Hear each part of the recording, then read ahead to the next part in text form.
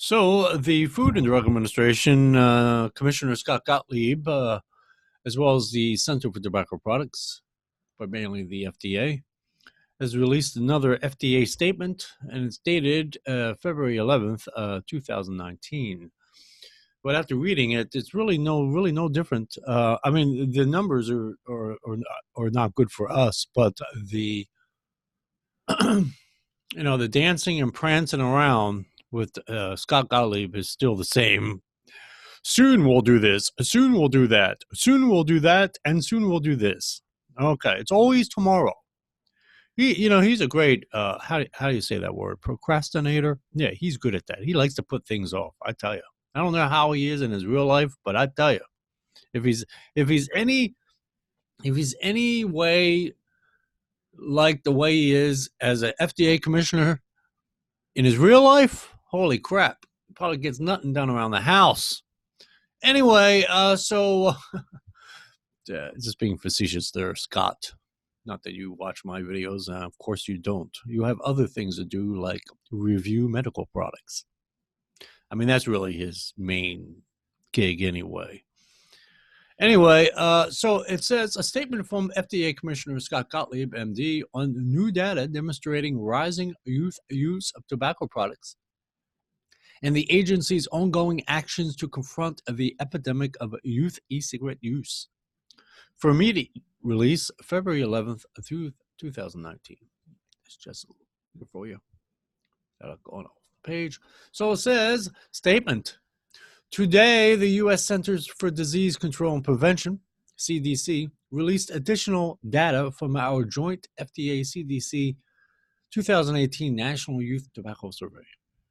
These data are a sobering reminder of the initial results we shared last fall, indicating a rampant rise of youth e-cigarette use, which has prompted the FDA to take a series of escalating regulatory actions as part of our youth tobacco prevention plan. We are advancing those actions and committing to some new steps. The epidemic use of e-cigarettes among children is one of the biggest public health challenges currently facing the FDA. You could see that and read it as I take a vape.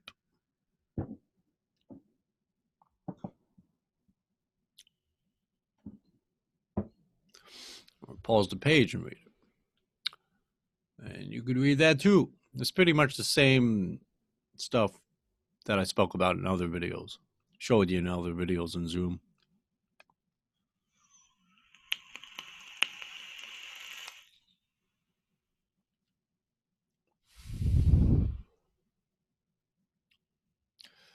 Says the kids using e-cigarettes are children who rejected conventional cigarettes, but don't see the same stigma associated with the use of e-cigarettes. But now, having become exposed to nicotine through e-cigs, they will be more likely to smoke. I will not allow a generation of children to become addicted to nicotine through e-cigarettes. We must stop the trends of youth e-cigarette use from continuing to build, and we'll take whatever action is necessary to ensure these kids don't become future smokers. I mean, that's completely understandable. It's reasonable. It's very reasonable. It's not even very. It's just reasonable. Absolutely. I agree with him 100%, 110%. I know maybe some of you vapors out there don't, but but I do understand where he's coming from.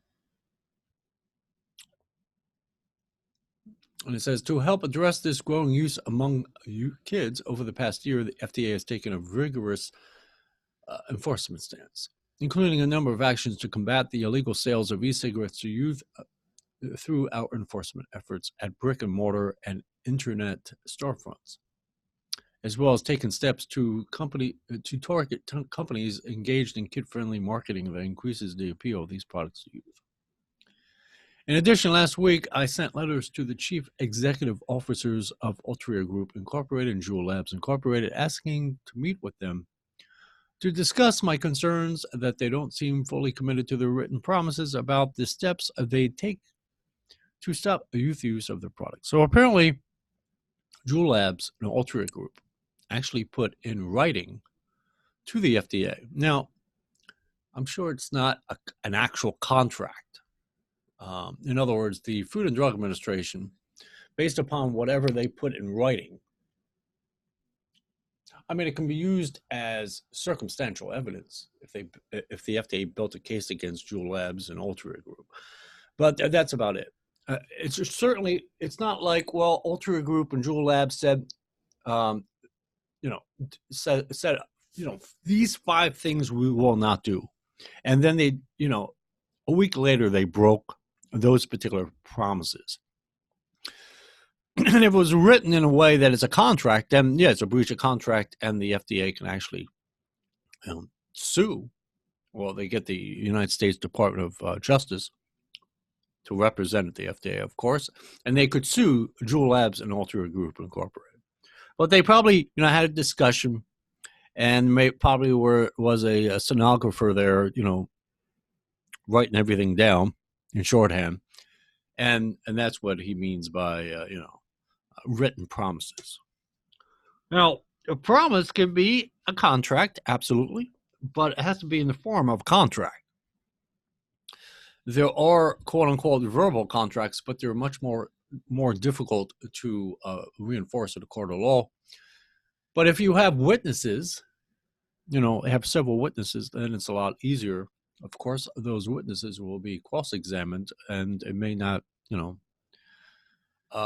come out in favor of one or the other party. Now, written promises, so to speak, if it's a contract, then it's much more easier to prove. Of course, still you have to have evidence to back up your claim, but it's a lot easier to prove. It spells it out in terms. Now, but I'm sure whatever they discussed, their written promises was, we're going to do this. Yeah. And, the thing, Juul Labs agreed, and then Altria agreed, and then Altria, about, a few weeks later, buys interest into Juul Labs. Well, that really helped a lot there, Scott. You did really well there. Anyway, so it says, just last week, the FDA escalated enforcement action against certain local Walgreens and Circle K retail locations for repeatedly selling tobacco products to minors by filing a complaint seeking to bar the 2 specific retail locations from selling tobacco products for 30 days. Now, I did a video of this already, and believe it or not, they win all the time. The FDA is going to get a no-sale tobacco order by a judge, / administrative judge, magistrate, and they will not be able to sell tobacco products for 30 days. And then if they continue to, especially if they sell tobacco products during those 30 days, that's when serious penalties are involved, and it's extended, could be indefinite. Of course, they have to go back to court, but all they have to show is that the FDA will show the proof to the court that even within the 30 days, they violated a court order. See, that's a different ballgame. Because when the FDA enforces measures, they have to have a court order to do so. So, let's say Walgreens or Circle K or whatever company, within, let's say on the 22nd day of the 30 days, they wind up even selling one tobacco product, vapor product to a minor, someone under the age of 18. Then not only are you in violation in regards to the FDA, but now you just violated a court order. That's a whole different ballgame. And then there's many sanctions that the court itself, which is separate from the FDA. I mean, the FDA is going to come real hard on you. I mean, they're just going to ramp it up. But because it's a violation of a court order, now the court will issue their own instructions and orders, which compounds the situation even more. And normally what the court will do is they start to fine whatever company it may be. And that's when you can go into the tens of thousands of dollars. Even the highest penalty through the FDA on tobacco violations is $10 million. But it takes a period of time for them to get to that, and repeated violations. But eventually they can get to the 10 million mark. And usually when that is, especially if it's a small company, they usually wind up going out of business by that time. Walgreens probably will not go out of business if they had to pay a $10 million fine. But on the other hand, let's say a local Walgreens that's part of the franchise, that particular store that is owned by that particular person will probably, for one thing, not be able to register their business as a Walgreens and or probably and go out of business. So Walgreens itself as a company will not go out of business, because I'm sure they could afford $10 million in a fine. Now, if it goes past 30 days and then the no tobacco sales order is lifted, of course, the FDA, Center for Tobacco Products, will surveil that particular store and or company. And if there's other violations thereafter, then they go back to court and they get another order. And then if they have repeated violations, then that's when the fines kick in. And if the product is misbranded or adulterated, they can actually have criminal prosecution and you can wind in prison. It normally doesn't go that route, but it can. It's written into the federal law, so it certainly can be, take that route. And not only that, you could wind up with not being able to sell any tobacco products for, indefinite. If the court sees repeated violations, whatever store it may be, will never be able to sell another tobacco product ever again. So, and that's, there's a lot of money in that. I'm sure retailers make a lot of money in, tobacco sales and combustible cigarettes and vapor products and smokeless tobacco and, on down the line. There's a lot of money in that. So, like it says, the FDA escalated the enforcement action. So what they mean is that they took them to court. And I did a video of that already. But once you go to court, usually it'll go into a settlement. And that is, let's say Walgreens or Circle K will say, we will make sure that our stores, our retailers do not sell vapor products to minors or whatever it may be, okay, combustible cigarettes or whatever.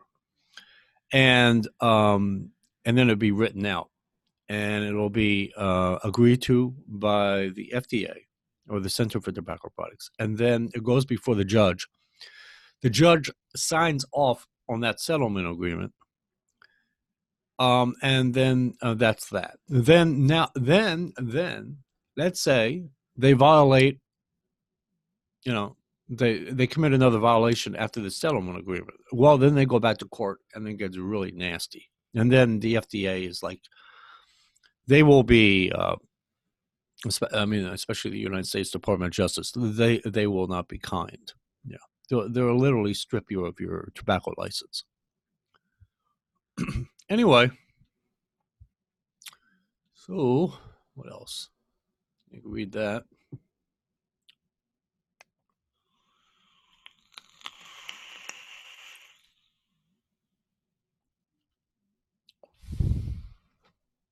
But it's the same old mantra, so to speak. It's the same old. He's not, if you've been following these videos I've been doing of the FDA or Scott Gottlieb, FDA Commissioner Scott Gottlieb, if you've been following these videos, or even not these videos, but you've been following the FDA on all this in general, it's the same rhetoric over and over again. And it is true. With this thing with Walgreens and Circle K, it's something different. Absolutely. They definitely have ramped it up because under FDA Commissioner Scott Gottlieb, they've yet to actually go in regards to vapor products. It's the first time that they actually went after a company and took them to court. Okay, so this is different. It's a new direction for the FDA Commissioner Scott Gottlieb. Okay, in regards to vapor products, I'm sure they've taken other companies to court already, But in regards to vapor products, it's something new, okay, under his helm. But nevertheless, it's just Walgreens and Circle K. Walgreens and Circle K is going to fight it, but they're going to lose. They have the FDA has 100% track record on getting no sale tobacco orders, no tobacco sale orders. They have a 100%, 110% track record on that when it comes to tobacco products. Whatever company it is will always lose. They'll fight it. They fight it. I'm a Walgreens, Circle K. They got serious lawyers, in-house and out-of-house lawyers. But they're going to lose. And what usually happens, they go into settlement. But outside of that, it's basically the same rhetoric over and over again coming out of, out of the FDA Commissioner, Scott Gottlieb's mouth, or out of his department. It hasn't changed, except for that they actually went for that no tobacco sales order. But it's pretty much the same rhetoric. I'm sure they're doing things as I speak behind, whatever they're doing, and they don't reveal that until sometime thereafter, much later than this video. That they're working on certain investigations and things of that nature. I'm sure that goes on every single day of the week, except for Saturday and Sunday. every business day. They might even do some undercover work during Saturday and Sunday. That's definitely not off the table. They do all this stuff, don't get me wrong. But as far as FDA warning letters, I haven't seen anything new in regards to vaping products. Well, it's still basically the same rhetoric, Now, the 2019 National Youth Tobacco Survey that's wind up coming out sometime in August or so, around that period of time, August of 2019. If that youth surge does not come down, as opposed to a latter part of 2017 into 2018, then the FDA is going to, have quote unquote open war on vaping in the vaping industry. It'll just give them reason to just clamp down completely. According to this statement here, what he's basically hinting at is that those numbers will not be coming down. They'll actually be going up. It's what he's hinting at in this particular statement. Like it says, moving forward, the FDA has a number of actions planned, and we'll have more to say on these and other actions very soon. We're continuing our stepped-up enforcement actions with a sustained campaign to monitor, penalize, and prevent e-cigarette sales to minors in retail locations, including manufacturers' internet storefronts. The agency is also exploring action under both its civil and criminal enforcement tools to target potentially volatile sales and marketing practices by manufacturers as well as retailers. We're also investigating counterfeit e-cigarette products. In addition to our meeting with Altria and Juul, we also plan to meet with state attorneys general to discuss how they can help combat youth e-cigarette use in their states. We're also exploring how we can partner with others to look at opportunities to work together around these shared goals. These are just some of the additional steps that we're taking. So things are going on behind the scenes, and then, after everything is said and done behind the scenes, and they issue statements and maybe draft guidances or whatever, things of that nature. But here is basically it. The numbers are clear. We're experiencing epidemic level rises in youth e-cigarette use, which is threatening the progress we've made toward reducing youth tobacco use. These trends require forceful and sometimes unprecedented action among regulators, public health officials, manufacturers, retailers, and others to address this troubling problem. Our commitment to stemming the epidemic youth e-cigarette use has not wavered, but we know there's more to be done by all parties. There's something else I wanted to read here. It says, we've also received very positive teacher feedback on the helpfulness of these resources. Vaping remains a top issue at some schools, but teachers are reporting that vaping on campus has declined after using these resources on the dangers of youth e-cigarette use. So that's good. So some of those numbers, are coming down.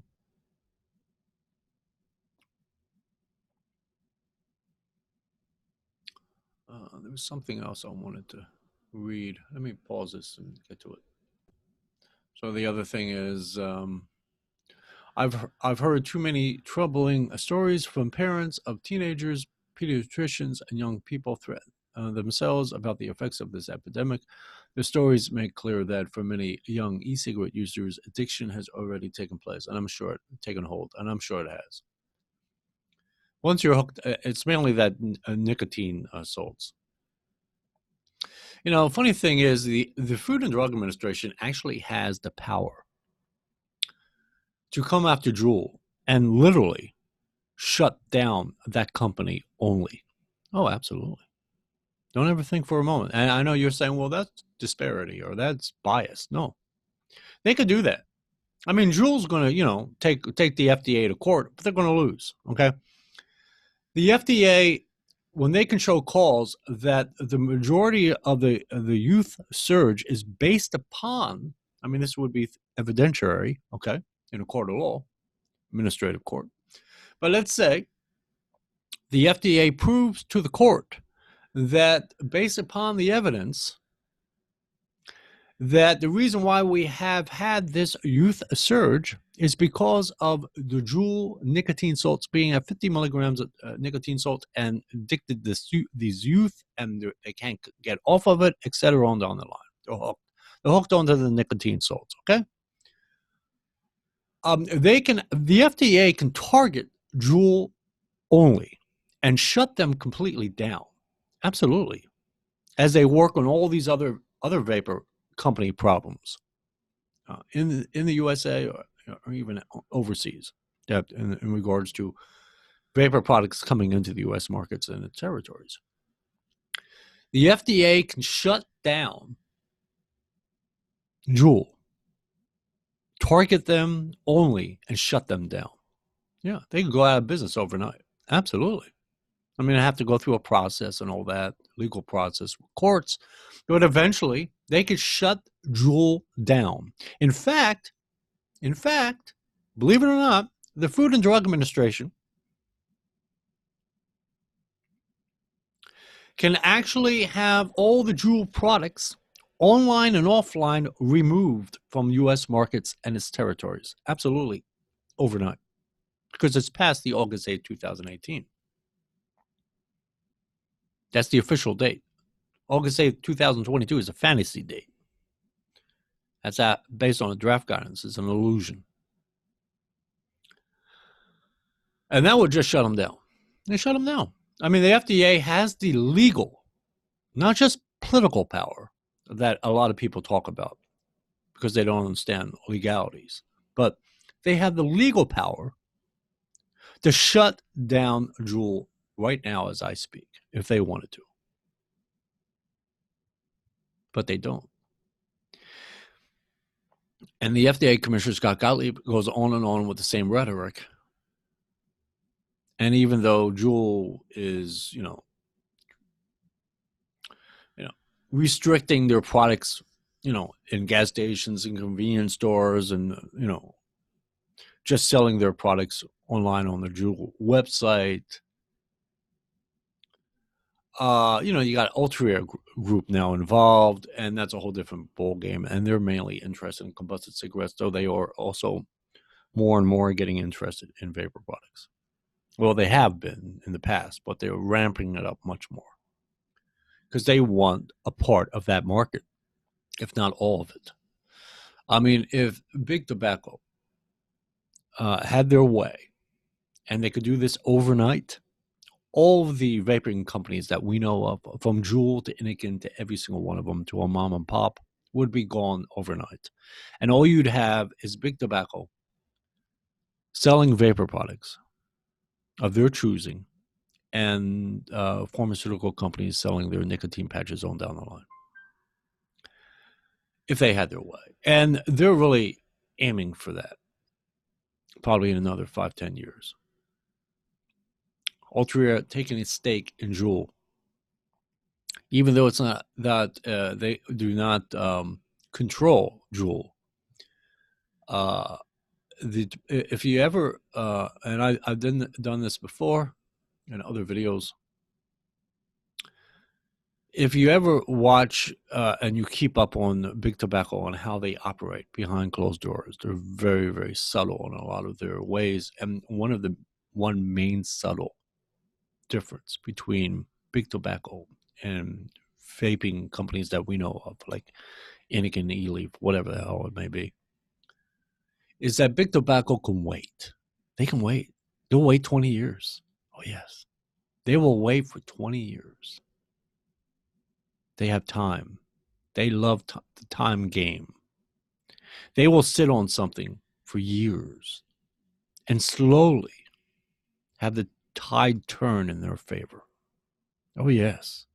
I don't know if Juul, Kevin Burns, a CEO of Juul, understands that. Or it's just that he's, wants to make some more money.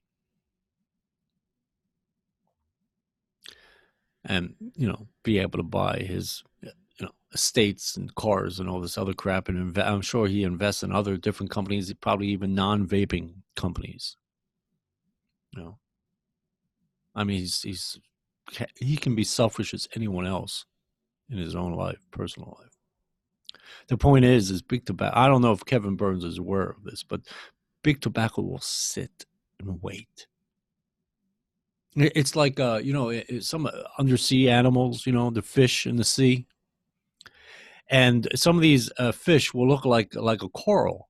They look like a plant and just sit there at the bottom of the sea. Look like a rock. Look like some kind of coral life or something, right?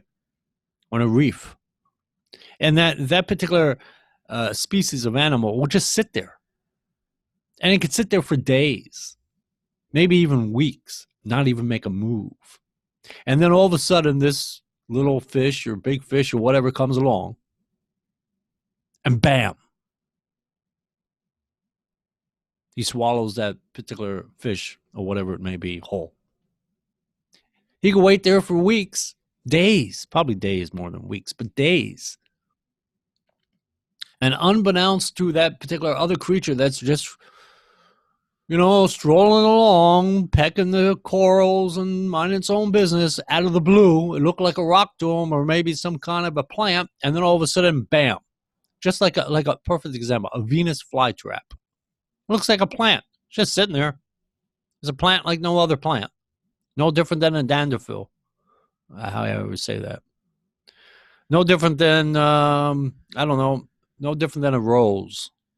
A Venus flytrap is no different than a red rose.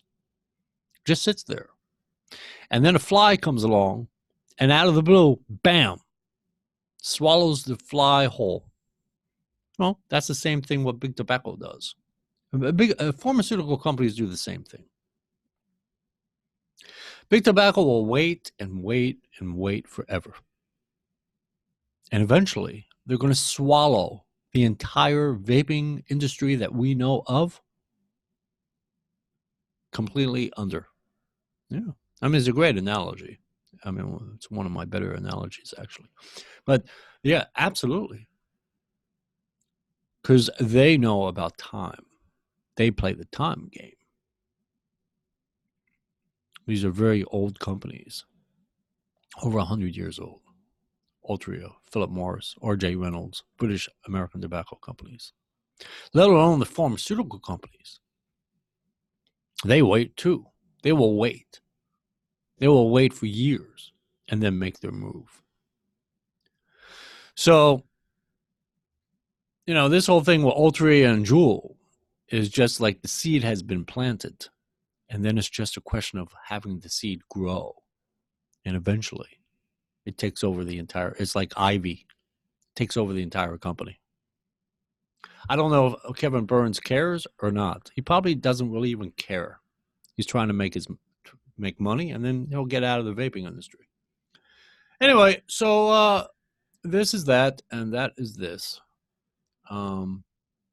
So it says this framework reflects a redoubling of the FDA's efforts to protect kids from all nicotine-containing products, etc. And it's basically the same rhetoric he's using. Nothing really has changed. I mean, except outside of Walgreens and Circle K, nothing has changed. But that ought to send a message to other retailers and or manufacturers that the FDA or the Food and Drug Administration may very well take you to court. So it's sort of like a subtle threat, a legal threat. It's illegal, but it's a threat to others, or not so much a threat, I should say a notice to others. By the way, we're taking Walgreens and Circle K. Walgreens is a multi-billion-dollar company. We're taking them to court. And that sends a message clearly across all the retail locations in regards to selling tobacco products / vapor products. And then let me pause this and do one other thing. And hopefully you could hear this. This is coming off of this link here, off that FDA statement that I just read to you. It is coming off of the additional data.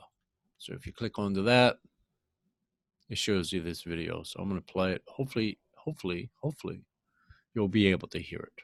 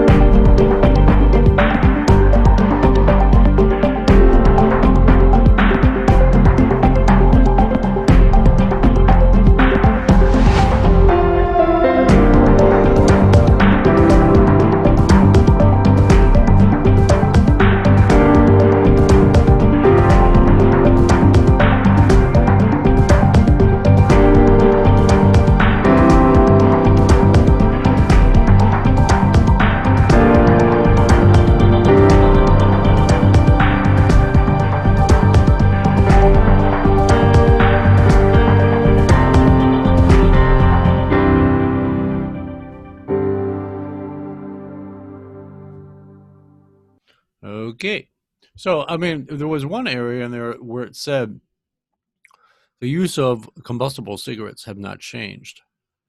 Hopefully that remains that way. And so when the 2019 National Youth Tobacco Survey comes out sometime around August of 2019, that will show that either it's remained the same or maybe even decreased in regards to combustible cigarettes. So hopefully we can get that out of the way, because to the FDA, that's a biggie when the FDA sees not only a rise in vapor product use among the teenagers, those under the age of 18, but they also see at the same time a rise in combustible cigarettes. That is like, it just blows their minds. I mean, it's too much for them, which rightfully so. I mean, no child should be smoking combustible cigarettes.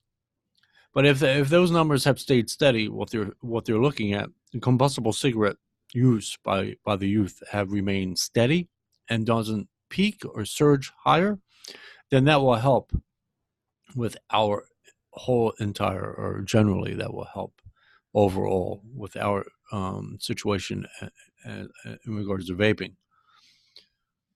But hopefully those numbers, as far as the use surge in regards to the vapor products, specifically Juul products, I'm sure on the survey, in the 2019 National Youth Tobacco Survey, I'm sure one of the questions will be, have you used a Juul product? I'm sure that the company itself will wind up in that test. So anyway, I just want to share this video with you. And, it's basically the same rhetoric. The only thing that has changed is that they went after Walgreens and Circle K. They took them to court. And that's pretty much the only difference. Everything else is just rhetoric.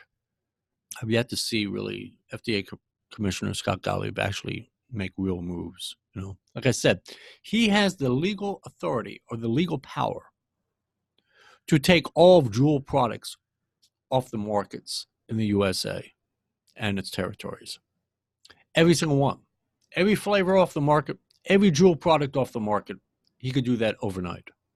And Juul, of course, is going to take the FDA to court, and it's going to go up on appeal, and et cetera, et cetera, et cetera. And Juul will lose because they do not have a pre-market tobacco application submitted to the FDA under review for FDA marketing order to keep their products on the U.S. markets after August 8th of 2018. Will the FDA do that? If you go by any history of what's going on here with FDA Commissioner Scott Gottlieb, probably not.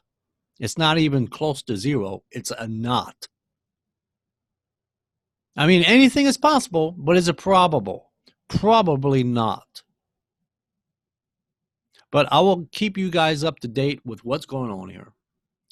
And, you know, hopefully the 2019 National Youth Tobacco Survey, those numbers, for the most part, come down or showing a decline rather than an uptick. And that'll come out probably around August to September 2019. Of course, I'll have those numbers and all the documents in Zoom and all that other stuff on this channel, and then we'll speak to it. But I just want to keep you abreast as to what's going on here with the FDA and the CTP. And that's it. Anyway, you guys have a good one. Bye-bye.